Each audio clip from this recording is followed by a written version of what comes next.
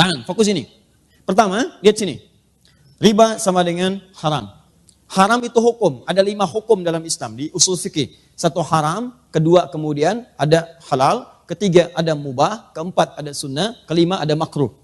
Baik, hukum ini akan selalu terkait berkelindan dengan perbuatan, bukan barang. Ingat, perbuatan. Setiap ada perbuatan, maka melekat hukum di dalamnya. Hukum sama dengan perbuatan.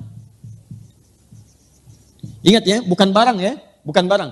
Jadi semacam istilah uang haram, sebetulnya bukan uang yang haram. Tapi perbuatan yang menjadikan uang itu sulit untuk digunakan pada aspek-aspek yang baik. Nah sekarang, kaidah selanjutnya, fokus. Perbuatan ini akan terkait berkelindan dengan sebab. Dalam usul fikih disebut dengan ilat namanya. Kaidahnya berbunyi, gak usah dihafal, yang penting paham. Al-hukmu yaduru ma'a illatihi. Al-hukmu yaduru ma'a illatihi. Hukum itu terkait dengan perbuatan yang terkait berkelindan dengan sebabnya. Apa sebab perbuatan itu yang menyebabkan dia dihukumi dengan 5 hukum tadi? Tahan. Ya, sampai sini nggak apa-apa, masih remang-remang, nggak ada masalah. Hukum terkait dengan perbuatan. Perbuatan terkait dengan sebab. Yang menyebabkan hukum turun, ini sebabnya. Apa sebab motivasi perbuatannya? Nah sebab ini cukup menarik dalam tinjauan hukum Islam.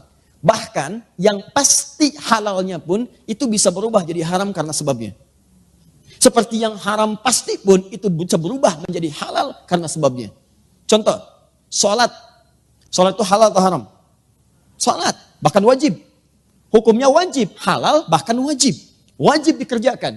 Tapi ternyata yang wajib ini bisa menjadi haram dikerjakan saat ada sebab tertentu yang mengiringi penunaiannya. Contoh, sholat dengan riya. Riya itu pengen dilihat orang. Orang sholat harusnya dilihat Allah. Dia sholat motivasinya pengen dilihat orang. Sebab dia sholat ke masjid itu karena pengen dilihat orang, bukan pengen sholatnya. Maka turun ayat fawailul lil musallin, celaka orang sholat, disebut celaka. Jadi Anda bayangkan, yang sholat aja ada peluang celaka, apalagi yang gak sholat. Nah siapa yang sholat ini? Bukan semua orang sholat. Alladzina hum an sholatihim sahun. Yang lalai dalam sholatnya. Siapa orang lalai ini? Alladzina hum yura'un, yang ria. Sholat yang hukumnya wajib, itu bisa berubah haram ketika dikerjakan dalam konteks ria dalam mengerjakannya. Paham? Nah, saya